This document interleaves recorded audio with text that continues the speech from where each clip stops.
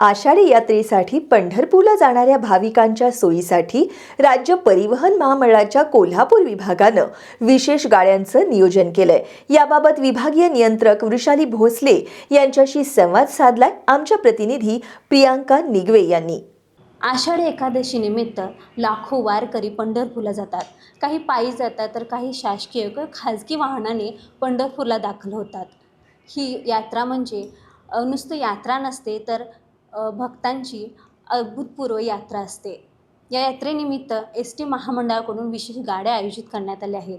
आपल्यासोबत याविषयी अधिक माहिती देण्यासाठी कोल्हापूर विभागाचे विभागीय नियंत्रक वृषाली भोसले मॅडम आहेत। मॅडम, काय सांगाल, कशा प्रकारे गाड्यांचं आयोजन करण्यात आलं?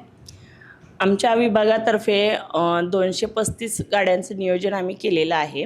2,30,000 किलोमीटर आम्ही ऑपरेट करणार आहोत आणि ज्या ठिकाणावरून जिल्ह्यातून ज्या गावावरून जर प्रवाशांना 40 लोकांच्या जर ग्रुपनी गाडी अवेलेबल हवी असेल तर आम्ही त्या गावामध्ये जाऊन गावातून ते 40 प्रवाशांना डायरेक्ट पंढरपूरपर्यंत नेण्याची व्यवस्था देखील आम्ही केलेली आहे आणि पंढरपूरमधून पुन्हा परतीचा प्रवास त्या गावापर्यंत त्यांना देण्याच्या सुद्धा व्यवस्था केलेली आहे।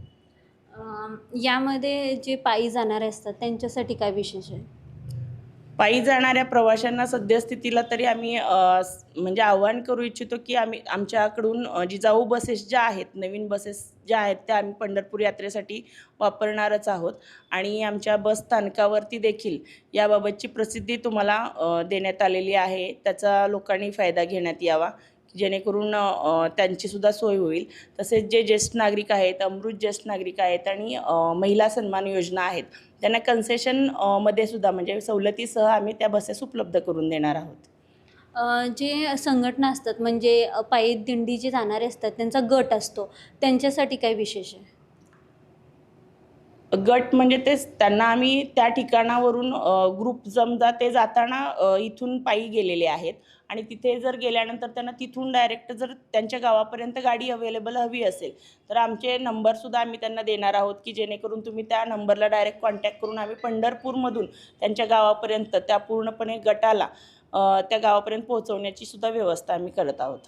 कशा प्रकारे नियंत्रण म्हणजे सुरक्षेच्या दृष्टीने काय केलं जाणार आहे? आमच्या इथून आमची टीम एक असते की ते आमची पंढरपूरमध्ये तिथं तैनात असणार आहे। त्याच्यामध्ये आमचे विभागीय वाहतूक अधिकारी आहेत किंवा त्यांच्याबरोबर आमची 12 लोकांची टीम आहे की तिथं पंढरपूर यात्रेचं जो आम्हाला बसस्थानक दिलेलं आहे, पांडुरंग बसस्थानक, तिथे आमची पूर्णपणे टीम तिथे असणार आहे आणि तिथूनच आमची ती प्रवासी वाहतूक होणार आहे। बसेससुद्धा आमच्या तिथेच पार्किंगला वगैरे उभा असणार आहेत।